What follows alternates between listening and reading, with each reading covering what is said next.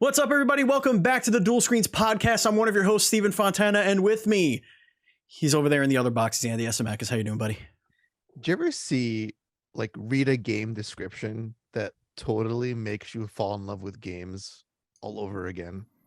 Like games in general? Like you read about a game, you see some footage, look at some screenies, and you're like, this is why I fucking play video games. This is why games are on this planet. This is one of those games, I feel, because when I looked at this thing and I saw it in motion and I read what it was about, what it was trying to accomplish, I was like, first I had to calm the erection, like stop boner. Right. And I was like, holy shit, this is why games are just the thing, the best thing.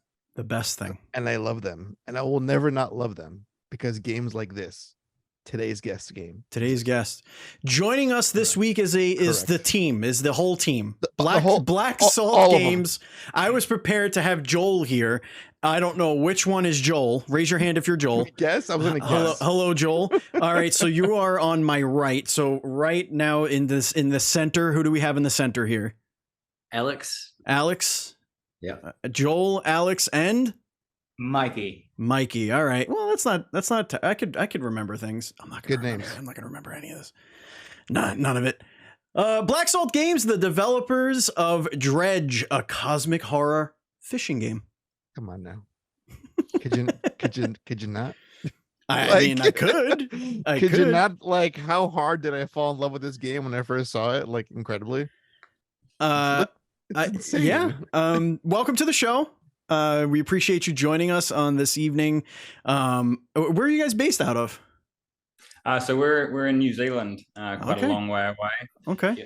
So is it like first thing in the morning right now? Happy Friday, guys. No, it's lunchtime here. We just had lunch. Whoa, it's like more than a day. That's crazy. Yeah, but it's tomorrow as well. So it's Friday here. Yeah. Wow, Friday, as the kids say. All the kids say that. I don't know if you know that. For those of you that are new here to the Dual Screens podcast, this is the internet's #1 indie developer interview podcast that nobody has heard of, probably. The show posts each and every week for your listening pleasure on your podcast service of choice, including our home Podbean. And we actually do have some good news, Andy. Good news. Yes, good news all around for both Dual Screens podcasts, which is the Dual Screens podcast and Indies Nuts podcast. We have had our best month ever. Total across the board as far as downloads go. Something's working. We're doing something right. The best month we have ever had. So thank you guys so much for all of your support. Remember, if there is a rating system on your podcast app, please consider rating the show. It helps tremendously. I just found out that now Spotify is doing ratings. All you have to do, even if you don't listen to the show on Spotify, download an episode, play like 8 seconds of one, and then you could rate it. So get on there, give us your rating. It helps the algorithm, lets people know about that the show exists. The whole reason why we do this is to get developers of indie games that we love out there to show their faces, to make a connection with the people who love their games. So it would help us out tremendously if you are out there reviewing the show. Also, be sure to stop by patreon.com/dualscreens, just like our Patreon producer, Colton the Apprentice Nestler. We cannot continue to grow and go to PAX East, which we're going to next week, 1 week from yesterday, Andy. We'll be in Boston rubbing our socked feet together. I can't wait. It's going to be real weird. Part of the trip. It's going to be real weird. Sleeping, ass to face or whatever configuration we do in that bed. All I know is that I'm bringing my earplugs because the demon that sleeps in your throat at night is just not going to cut it. Yes, Andy, let's do it. Let's get into the show. Let's get into the show proper. Oh my God. We have 3 gentlemen sitting so patiently. They're waiting for our hard-hitting questions, and you are the hardest hitter of questions. Correct. Hit us with our ceremonial and most incredible. I just need to know lead-off question. What's being smoked, ingested, and where can I get it? Is it legal in New Zealand? Is that where we're? Is it a New Zealand exclusive?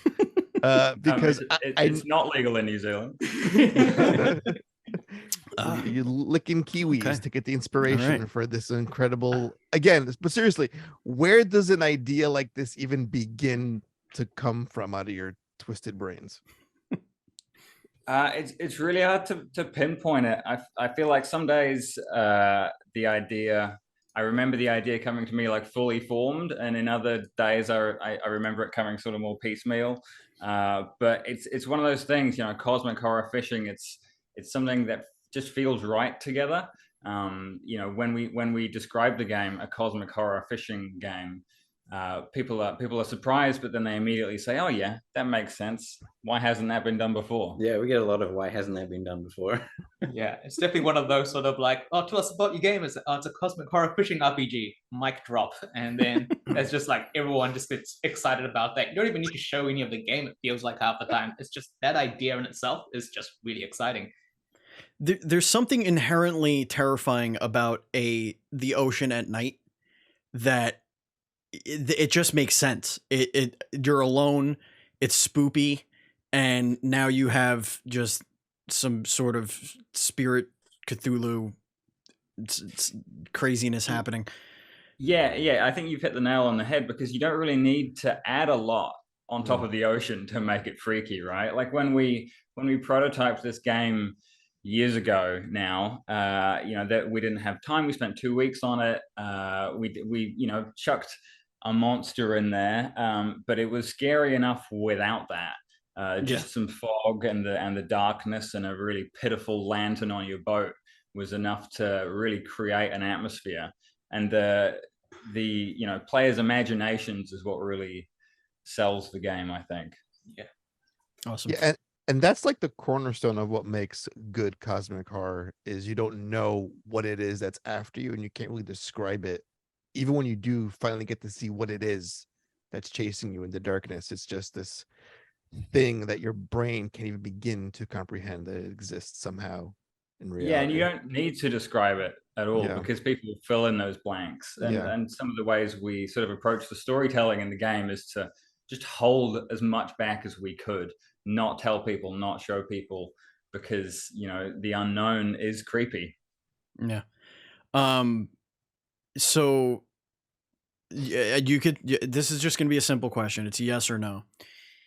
Is there a moment when you're fishing in this game called Dredge where the fisherman says, "I am the lure"? Steven. Yes. No. Do we understand the reference? I do not. Yes, Mr. Judge. Yes, you got it. Judge Dredd. You got it. Yeah. I am the lure. I am the lure. Oh wait, get it? Lure. I am the lure. Yeah. Do you get it? Because it's a fishing lure. Now wait. Fucking got him. Yes. We've seen so many like fish puns and ocean puns, but no like Judge Dredd puns yet. Now wait a minute. Now it's a dual screens first. You hear it? Yeah. How long did that take you? Literally since I introduced you, I was thinking about it. So you're lucky I was able to follow the bouncing ball for 8 minutes and 26 seconds. So now, cheers to you. Is that guy's name Judge Dredge? Is that what the He is the lure. He is the lure. Let's do a little bit of like roll call. What are all your respective roles in Black Slug? Oh yeah, this is an interview about the... Where do you? Yeah. Okay. Well, I guess we'll start with me. So yeah, I'm Joel. I'm the programmer and also the writer. I've not written for any games before, but you know, with indie teams, we just sort of pick up various responsibilities as we go. But yeah, primarily programmer. I'm the lead artist, so I'm responsible for most of all the 2D art and a lot of the 3D as well, and pretty much a bit of everything. Yeah, and I'm Mike, and I'm a 3D artist and animator on this project. Okay, awesome. Did you leave your Black Salt Games shirt at home today, Alec, with your Rocky? That's what I said just before we started. I was like, oh yeah, I've got a Lord of the Rings one. I've got like Frodo's big. It's like I think that works. The most New Zealand thing. It was shot here, so I'm gonna wear this shirt. Yeah. Yeah, it's not a bad backup choice. For some reason, like it fits perfectly with the whole ambiance of Dredge, though. Yeah, like the spooky does, Hobbit face. Why does he look so like pensively spooky? Like it's weird. He always looks like that. It's just the strange. He looks like he does. He's really the reluctant adventurer of the story. But I digress. Andy. So let's get into what is the sort of core gameplay loop in Dredge. I know it's, there's fishing and there's horror. How do you blend those two? How does the gameplay all sort of come together to merge these two distinctive kind of play styles and genres? Well, the core gameplay loop is catch fish, sell fish, upgrade your boat. And I think the way that we bring horror into that is by putting players in situations where they sort of push their luck and they stay out beyond evening into night. So you might be sort of forgiven for thinking that money is your like primary resource in that loop, but it's actually time. So time doesn't pass if you're not moving in our day-night cycle. But if you are sailing around and if you're catching fish, the clock will tick past. And if you spend too long catching a particular fish, or you've gone out a bit too far, you'll find yourself out on the waters at night, which is where spooky things happen. So yeah, time is really your primary resource in that loop, and that's where the horror aspects of the atmosphere come in. Do you drive the player to spend some time out there on purpose so that they can get kind of pulled into that narrative? Yeah, deliberately we do. I mean, we sort of place some fish around in places that we think are a little bit too far for players to reach. Initially, we also within the first sort of half an hour, we sort of say, "Oh, why don't you go out and catch this fish that only appears at night?" And players will do that. Sometimes they'll just sneak out of the bay, catch the fish, and come back. And sometimes they'll actually go and explore further, and that's a mistake. But players can sort of play it the way they want. Like a lot of the nighttime stuff is optional. You can avoid the horror elements if you choose to. So you can sort of control your own game difficulty in that way. That makes for a really cool like interactive experience with like streamers and like something like that, where you all say, okay, this is it. You all want it to happen, so we're going out at night. Let's see what happens, and you kind of just challenge yourself a little bit. We've definitely seen a lot of that. People, playing it safe, and then chat is saying like, "Go out at night, go on." Cowards. And then sometimes they'll go out and then scare themselves silly, and then realize, oh, there was nothing out that night, and then like, oh, maybe it's not so bad. Then they'll go out another night, and it's like, oh, that's why things are bad. Yeah, we've seen people scared of their own shadow in the game, which is, I mean, that's top tier success right there. Could you spend the entire night on the water fishing? Does it get more dangerous the longer you play on the water? Yeah, it does, and especially if you're in particular areas or particularly deep water, different things could be around. I'm trying not to spoil too much. Sure. Yeah. There's a bit of a sanity sort of mechanic that we've kind of got in the game. So the longer that you're out next to or in spooky areas or away from sources of light, then the rate that bad things might start happening to you just increases. Oh, I love it so much. Yeah, and there are aspects of the game as well that only reveal themselves when you're at the other end of the sanity spectrum. But we keep that for players to discover if they want to. Again, it's not forced, because like we're not massive horror gamers ourselves. We just really love the atmosphere that a lot of these games have, without wanting all the jump scares and stuff. So yeah, giving players that atmosphere while keeping things flexible for them was really important to us. That's so dope. What kind of actions can the players take during these horror moments? Is it about escaping, or is there actual I don't want to say combat, but like is there a conflict mechanic for the spooky parts? Sort of. It's definitely more about like outsmarting and outmaneuvering than outgunning. Sure. Because again, part of cosmic horror is this thing that is sort of insurmountable, unknowable. You can't just shoot it with a gun, kind of thing. So yeah, there's ways that players can deal with things, but not from day one right off the bat. There are things that you should be scared of in this game. Mm. And as you upgrade your boat, do the monsters get more intense the longer you play and go on to make things more difficult? More challenging? as you sort of upgrade your boat and you naturally explore further afield, you will encounter sort of more and more dangerous monsters. You can actually head to the first or the final area as soon as you start the game. It's a little bit like Breath of the Wild and how you can do the divine beasts in any order you choose, but we sort of guide you through a recommended path. But we're really interested to see the order that people actually do choose, because I think there's some sort of there's some interesting speed running strategies and stuff in there as well. So why are you doing this? Like, what is your prime motivation, the character, to want to be on the water at night and potentially hunt these dangerous creatures? I think that the initial reason you're doing this is so you go to join this new town to become their fisherman, and on your way there you crash, and they give you a replacement boat, which comes with an accompanying debt, sort of Tom Nook style Animal Crossing. So you've got to start paying off that debt in the first few days of the game, by going out and catching fish and selling them. But as you sort of move past that debt, you will start to be sort of caught up in the underlying story, and get driven through the game from that point on. And yeah, the reason that you are doing what you are doing becomes apparent as the story progresses, is what I'll say. There are some pretty gross looking fish that this dude puts on and sells on his table. Now, is that like part of the mechanics where you'll catch a fish but you spend too long out there and it starts to rot on your boat or something, or is that literally what he caught and sold?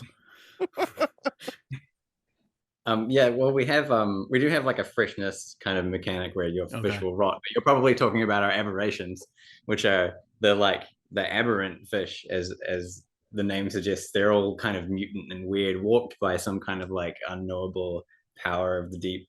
And it was a lot of fun. And people spend money on that. They buy this. There's one person in particular, the fishmonger. He's a weird kind of guy. And he kind of like he likes seeing these weird things. He thinks he's seen it all, but he's interested in. He'll pay you more for the weirder fish you bring him. Yeah. So they're actually quite valuable. I would pay top dollar for like a fishy eldritch horror. Let me tell you, why not? Andy, you don't pay top dollar for anything. I don't. You haggle and chip away and get the lowest possible price without there being physical conflict. That is your strategy. Accurate. I love the animation in these scenes, like dragging the octopus across the table there, like how it kind of, I don't know, there's something very unique yet familiar about it. It almost reminds me of those late 90s Cartoon Network cartoons. It's actually, this kind of has a Courage the Cowardly Dog little feel to it to me. Telling you, it has this cutesy like layer on top, but then like it's hiding a horror underneath. It's hiding the spookies. That was actually a really interesting like juxtaposition, because we sort of trick people into thinking it's like a cozy fishing game. But pretty quickly you see that it's not that, right? Half of it, some of it is. Yeah, there's cozy like bits. During the daytime it's nice and pretty, but there's always this like sinister atmosphere around. And I think you were saying that like the prototype that we did and spent 2 weeks on was what sort of drove that simplistic art style. Yeah, our prototype had like really low poly art because we just needed to get it done quick, because we prototyped very quickly. And it turned out that the juxtaposition of like the really simple cutesy art and the spooky stuff was kind of like worked really well, surprisingly. So we kind of kept it. Those sirens are on one of our end. I think that's Andy. That's not me. That's not you. Oh, that's sorry. Right. No, just making sure in case someone's driving. Don't worry, the cops are not pulling you over right now. Don't worry. It's St. Patty's Day, so someone's probably causing some trouble out this day. Oh boy, my kids made a leprechaun trap, so that's gonna be fun. How does that work? Yeah. I do not know. Right? Yeah. They filled it with candy and money. Okay. So I guess we'll see. Doesn't what the happens. leprechaun have money already? Let's Isn't not his whole spiel? question the logic. It's American money. It's a shamrock shake with a box and a stick and a rope. It is literally a box with a hole in it, and my daughter put one of her Barbie ladders because for some reason my children think leprechauns are about 6 inches tall, and I feel like it's creepier thinking that it's that way.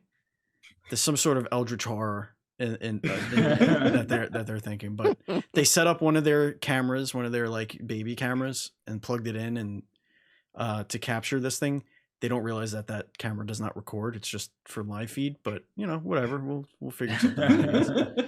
Speaking of creepy things, what are some of the inspirations on some of the monster designs? Alex, throw that to you since you're the artist guy, creating all these nightmarish creatures, as it were. Well, actually, it's I guess it's just kind of like stream of consciousness when it gets down to it when I'm making the art, but also there's a lot of input from these guys about like ideas of what to make them look like. But it's also there's a lot of inspiration from real life because the ocean gets freaky and gets weirder the deeper the fish are, and it's actually kind of hard to compete sometimes with how weird the real life fish are. Yeah, there's some freaky ass shit down there. Is it hard? Yeah. Is it difficult to avoid destroying tentacles on everything? Oh, I had to deal with that quite a bit. I kept putting tentacles on everything anyway. And I was like, no, because then I also have to like get and animate it.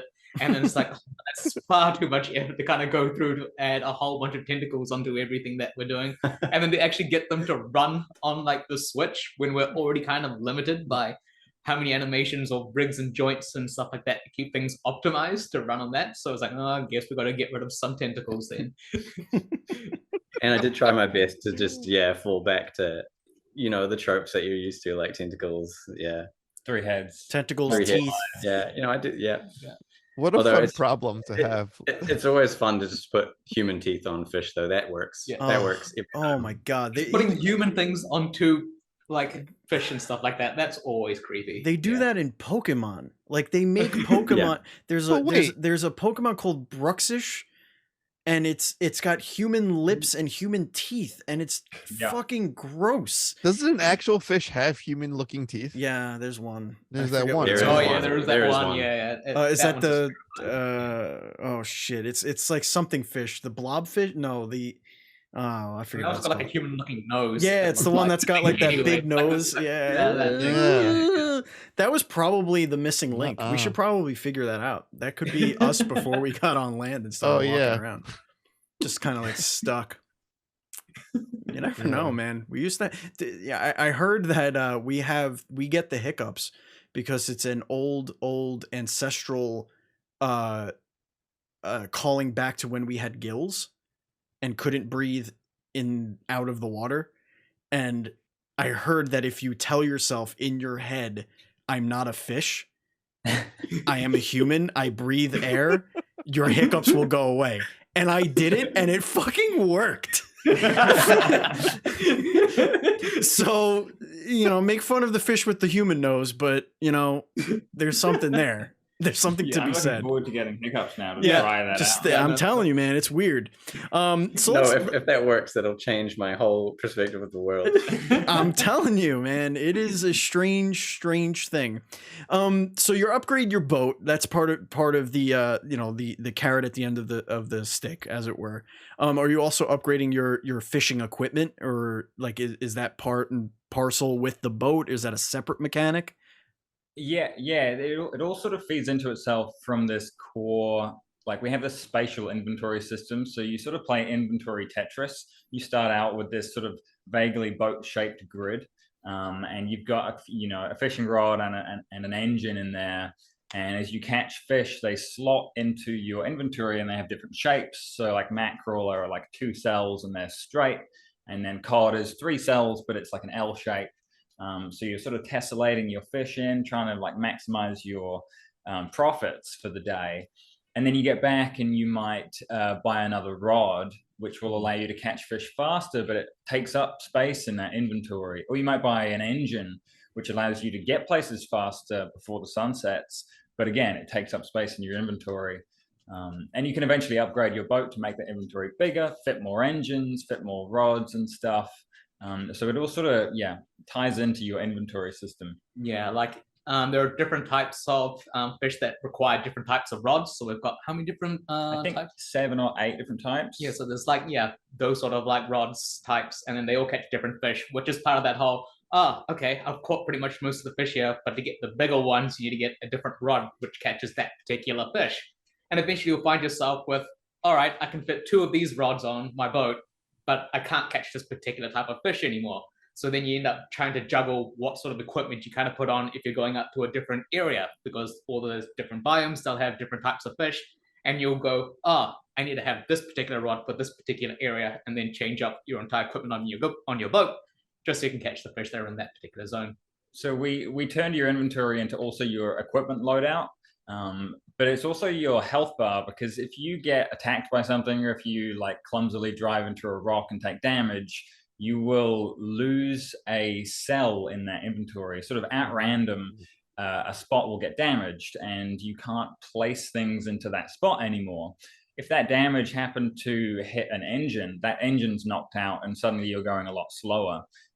Or it's knocked out a rod, or it's knocked out your lights at night, which is pretty inconvenient. It can also destroy fish. It can destroy quest items, so you can sort of like fail quests based on clumsy driving, basically. I'm fucked completely. So, not a good driver. Is there like a side quest, or like there's like a RPG element to that, to like getting side quests from like town people? Is there that? Yeah. Okay. Yeah, so there's a main quest and there's side quests, and they all sort of, a lot of them have sort of different resolutions. I said the word fail is I think probably the wrong word, but you can complete quests in less than ideal ways. Sure. A little bit like how I guess Dark Souls always has like resolutions to quests, which are not necessarily what you expect them to be. We tried to keep things, I guess, fresh and unpredictable, I think, in that sense. Yeah, it's that whole idea of like having kind of like actual like action or repercussions to your kind of actions that you take. So if you are just going to be like, I'm going to go out at night, it doesn't really matter, and then you're carrying something precious on board, trying to ferry it from one island to the next, and then you just bump into something, you might lose that thing. And then so hopefully they'll teach that player, okay, I can't underestimate things at night and everything like that. There's a little risk reward there. Yeah. What does a game over look like? Like, how can you like die?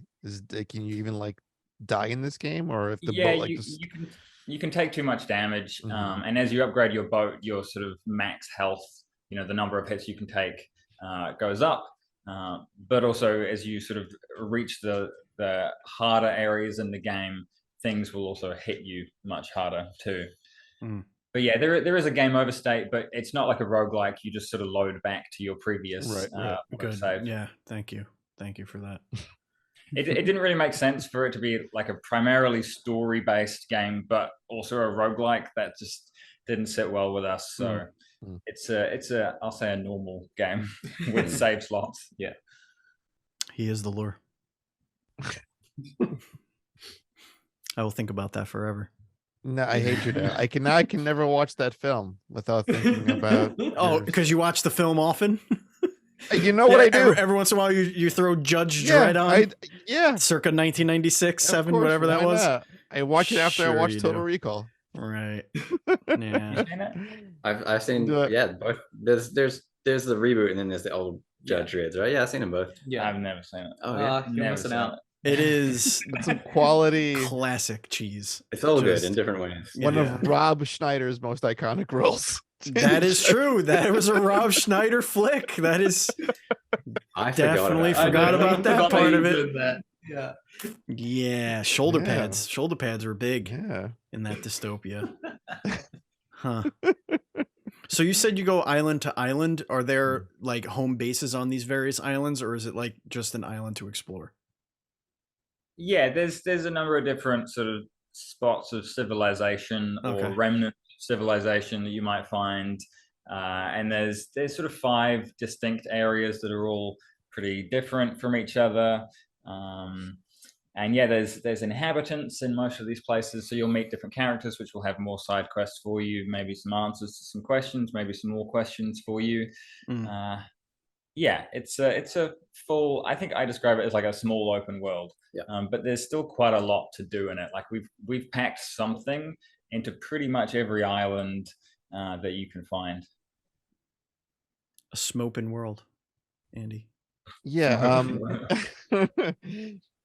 This is going to be geared directly towards Joel, because you mentioned before how you never really wrote for a game before. So what was that process like as a first timer, like going through, the actual writing of the game? Did you find it difficult, more challenging, more than you like the work itself? Like, how did you find it, the whole process? It was definitely challenging. I found I had to get myself into this like separate space, because normally I'm sort of thinking in terms of like logic and lines of code and stuff. But I had to get into this like very sort of emotional state, because a lot of these characters have pretty intense feelings for this horribly depressing, awful world that they live in. Do you have like a playlist? Yeah, I do actually. Yeah, there's a lot of like post rock and stuff in there. Good. Yeah, so I would basically, we would plan out the sort of the next area. We would sort of do it chunk by chunk. And then I would take probably a week or so just writing the script. We sort of decided on what the quests in the area might be, and the characters, and I would write the script and the dialogue for what these characters would say and how they would feel. But being the programmer as well allowed me to sort of think about all of the different like edge cases that these characters might have to talk about. So it's getting kind of technical, but like when you go to pick something up from a quest giver, because we have an inventory system that is spatial, if your inventory is full and you can't take the quest item, they have to have like a line of text that's, oh, you're full, better come back when you got space in your inventory. And sort of all of these edge cases in the narrative that a lot of players wouldn't think about, but we were able to sort of craft around that. Yeah, means so much for our story-like game at the very start of things. Yeah, we originally planned it to have very minimal story, and sort of, I guess, taking the Hollow Knight approach of just telling things through like rocks that you would touch, and then maybe item descriptions and stuff. But players wanted to know more about the world.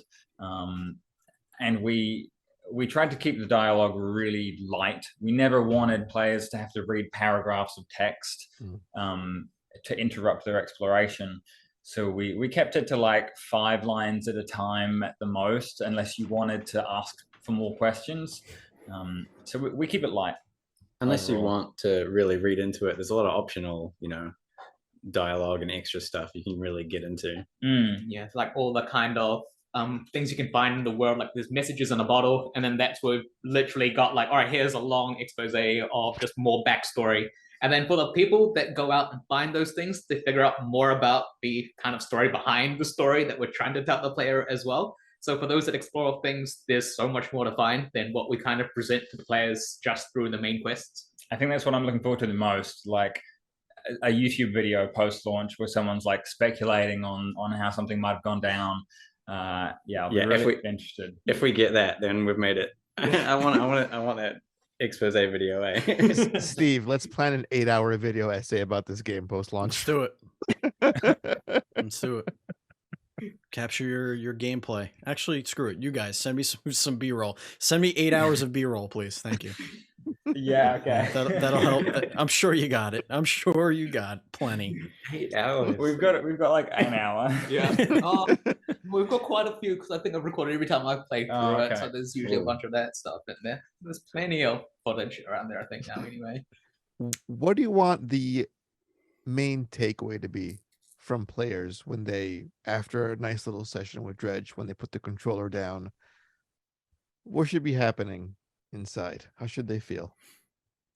I guess for me at least, that they feel rewarded for the way that they've chosen to play the game, because I think like we mentioned, you can play it like a cozy fishing game and then just go around trying to play Pokemon and just catch all the different types of fish in the game, and then maybe finish off that main storyline of the game. But other people, they might be just trying to figure out, all right, I just want to know more about the story. I'm just going to just focus on the main storyline and then just play with all of that sort of stuff. And then other people might be like, I really want to investigate what's going on, really deep into the lore of this game. And then so those people can kind of get the kind of feelings and experiences that they want from the game, then I'd be pretty happy with that. Yeah, I'm hoping that you come away like just satisfied enough, but you're like you still have those looming questions that maybe you think about for a little while, or maybe you want to maybe you'd want to dive back in and read like extra optional stuff to try and find out what's going on. That's what my goal. Awesome. Yeah, I think I want players to feel like they, you know, were in a world for however long they played the game for, and like feeling part of this spooky atmosphere that we tried to create. All right, Andy, I think it's time that we segue into our rapid fire segment of the show where we get to know you. Point at you. Black Salt Games, this is going to be a rapid fire section where you're going to tell us the answers as quickly as you can. I'm going to phrase my question since there's 3 of you and I don't want to get like 3, you know, separate answers all the time because then it's not so rapid. So here's going to be my first question. Which one of you is most likely to be arrested?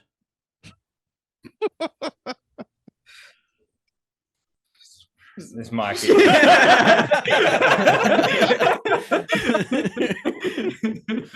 to be polite about it. Yeah. All right. I had to say, Mikey, you have a very like Tim Curry quality of your face. Like I'm You do. looking at you, I'm like, yeah. I just see Tim Curry. Like I'm not sure if that's a good thing or a bad thing. No, it's a great thing. It's a great thing. You could play a clown or a butler in Clue, or a maitre d, or whatever Dr. Frankenweenie or whatever the hell that character's name is. Joel, if you could condemn one fate to Alex, would it be for him to have permanent wet socks or permanent wet hair? Oh, I have holes in a lot of my shoes, so I have wet socks whenever it rains, and that's awful. So I think wet hair. He doesn't deserve wet socks. Yeah, thank you. Jeez. Which one of you is most likely able to crush a beer can on their head? Mikey. Probably also Mikey. You've done that, right? Oh, yeah. Well, maybe not necessarily beer can, but other random cans. Yeah. Okay. All right. That's a different conversation. I kind of feel like I know the answer. It's trending a certain way. It's trending. We're trending. But fuck it. Who among the 3 of you would be a cult leader and the other 2 would follow very quickly and be a part of the cult? This is actually pretty interesting because I think we'd all make pretty good cults. They'd all do different things, but I think, I'd really like to see an Alex cult. I reckon that'd be something awesome. Be a pretty chill cult, I think. They would have cool t-shirts. Yeah, they'd have really cool t-shirts. Yeah. That had. Yeah, the merch would be off the off the chain. Yeah. Totally. All right. So Andy and I are dredging out into the cold Black Sea. We're fishing. Which one of you is the most hideous fish in the ocean? Hideous fish. What makes a hideous fish? They're all beautiful. I don't know. I don't know. You designed them. Yeah, I don't know. I think I'd make a good creepy fish. Yeah. Yeah, Mikey. Yeah, it's me. It's me again. He's got the human teeth already. I got the human teeth. You do have human teeth. You're halfway One there. of us has the human teeth. How many tentacles do you have, Mikey? Don't answer that. Don't answer that. No, the algorithm will find a whole other section of people to listen to this. For optimization. Oh, don't give me some of the algorithm stuff because I'm the one that usually has to search for creepy looking fish, and I think every now and then you just get like the whole searching tentacle monsters. It just you get bad results from Google. No, we don't like that. Alex, if Joel and Mikey were a wrestling team, what would their name be? What would their tag team What would name their tag team name be? Their tag team. Yeah. Oh my god. Do you watch wrestling? No. Great. Even It's better. better. Yeah. Neither does Andy. No. I don't know what these kind of things usually are. I honestly don't know. Doesn't matter. What would you call this duo? The then? duo. Yeah. I don't know. I'm just naming after the company. You can be the Salty Boys. There we Okay. go. Oh, I like that. The Salty Boys. That's not bad. That's not bad. Yeah, it's good. That The works. Salty Boys. Yeah. That's why they're so angry. That's why they're wrestling. They're just forever salty. Perfect. The world's famous YouTuber, Mr. Beast, has come into your office right now. He's right behind you. He walks in and he asks you, I have $10 million in my hands right here, but only one of you can have it. Which do you guys choose to have the $10 million? Take it and I run. Yeah, I was like, can we fight for it? Who is fastest? Yeah. That's not me. It's probably Mike who's fastest. So there's no, you have it. None of Take it, that. Alex, and then we just bug Alex to get it off him afterwards. Yeah, ultimately that's the Who's boring who's answer. most likely going to cave and give it to everyone else afterwards? I would. Who among the three of you would start a bar fight first? Start a bar fight. A bar fight. Like who's Don't put it me again, and I just who's the it's troublemaker? not- No, Mikey. I feel like we know that would I answer. start it? No, I probably no, wouldn't no. start Yeah, it. he's Wouldn't the- start things. No. I get involved. I with feel it. he'll jump in Start first. Yeah. You're a shit's going down. Great. Yeah. I'm excited. He's waiting for the fight to start. Hold my beer. Yeah. Yeah. Just It's making like the fight goes down, and I'll be the one yelling out, "Bar fight!" Throwing shit. let's see.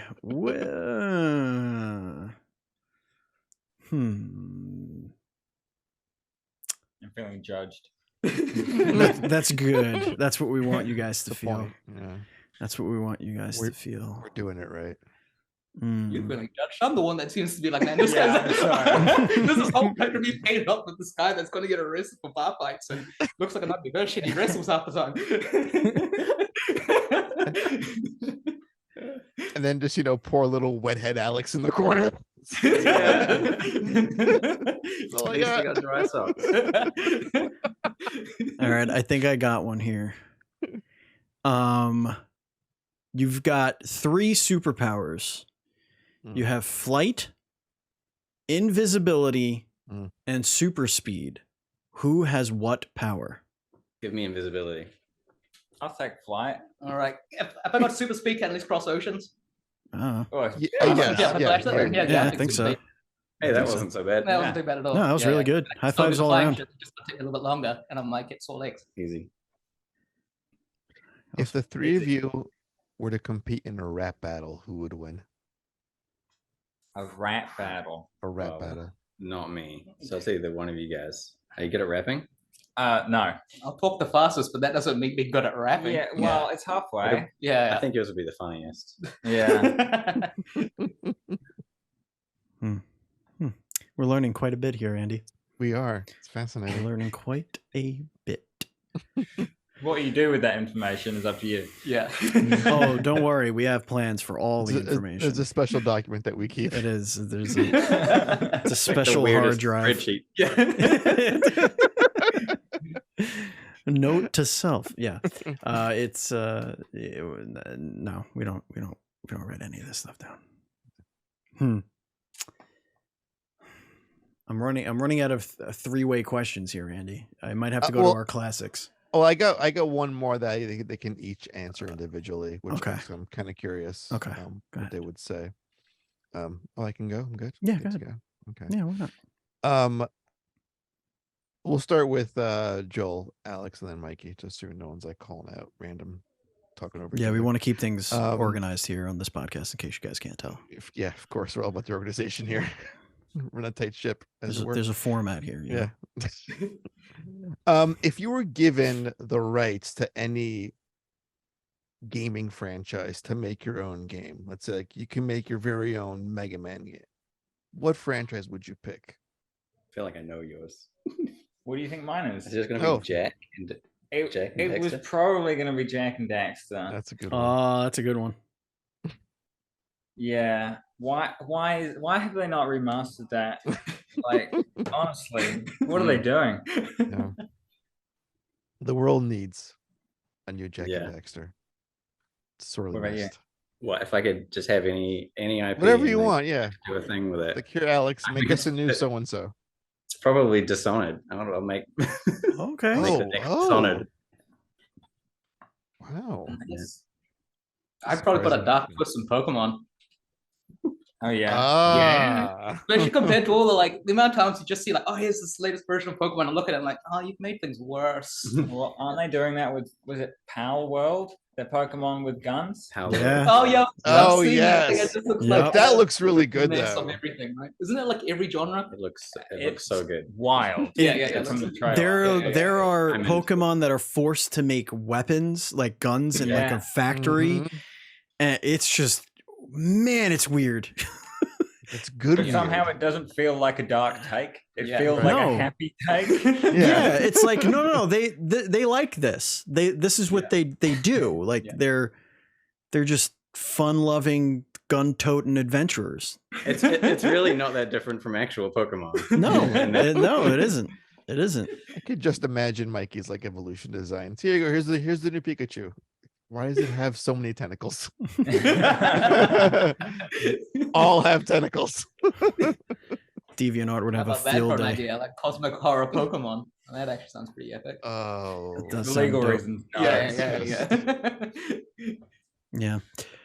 All right, it is now time for the final question, the very last question. That's what final means.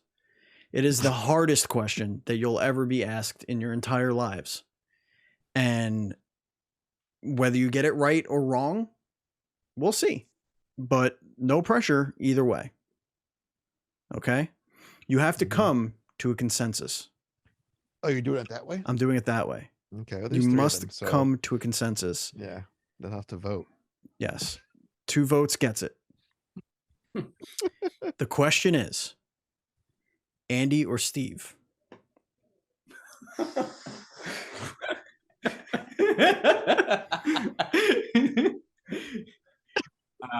Steve, do you have a dog? No. Andy, do you have a dog? Yes, I do. I don't think it's my vote. If it helps, my dogs. You know what? Yeah, because I could see 2 different outcomes for like that whole same sort of idea. It's like, yeah, he's got a dog. Let's keep him around for that. And also, he's got a dog. Let's get him. Yeah, because I'll have the cat person. I like dogs. So I'd say Andy. All right. Sorry, Steve. That's it. That's okay. Well, all right. I'll give my dog. Although, like, my motives for picking Andy is probably a lot different than probably Joel's ones for it. But I like this. I get to stay in the middle and not you didn't have to say anything. I listen. I have two children and 4 cats, so that counts for something, I guess. Yeah, and it counts for another I'm a W for Andy. Sure. So I'm gonna vote for Steve then. There you go. See, suck it, Andy. I got to vote. Ladies and gentlemen, that's going to bring us to the end of the show. Thank you so much for listening and watching. If you want to follow us on social media, we're at Duel_Screens. I'm at Batchild27. Andy is at PantsGuy. You could also follow us on Facebook, facebook.com/group/DS podcasts. Our YouTube channel is youtube.com/DuelScreensTV. You can follow us on Twitch, where we do Indies Nuts podcast every single Thursday, 9 p.m. Eastern, which is in about 35 seconds. Correct. On twitch.tv/DuelScreensStreams. Gentlemen, where could everybody find Black Salt Games and, of course, Dredge? So Black Salt Games is on basically every social media platform at Black Salt Games, and Dredge is going to be on every console, last gen and current gen, and PC, Steam, and GOG on March 30th.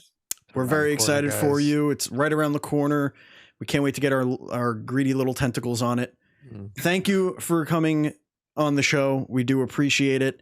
Again, good luck with everything. Thank you, listeners. Thank you, viewers. Thank you, Andy. Thank you, Black Salt Games. And as always, please be excellent to each other.